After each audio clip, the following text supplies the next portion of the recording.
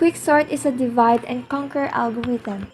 It picks an element as pivot and partitions the given array around the picked pivot.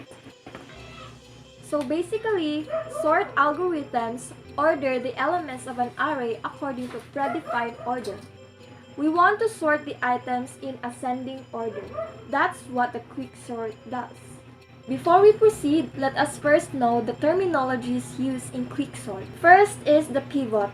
It is an item where we're gonna compare the other items. The smaller items will be moved to the left pivot since they are lesser than the pivot, while the other items that are greater than the pivot will be moved to the right pivot.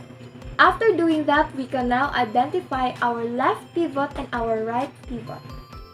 So let's try to sort these numbers. As you can see, we have here 9 numbers, and we choose the number 14 as our pivot.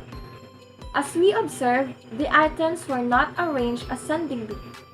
This is the time that we can apply the quicksort in order for us to rearrange the items into less to greater. So, we are going to arrange the items start from the left. Is 18 greater than the pivot? Yes, it is. Is 4 lesser than the pivot? Yes, it is.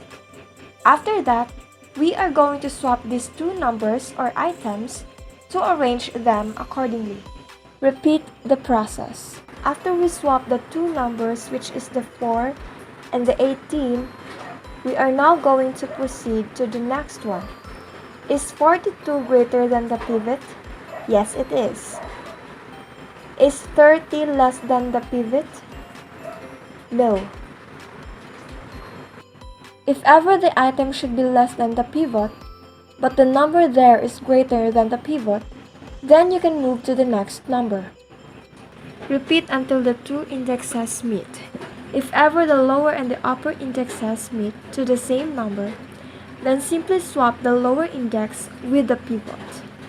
Now we can know that all the items to the left of the pivot are lower than the pivot, and to the right are greater than the pivot.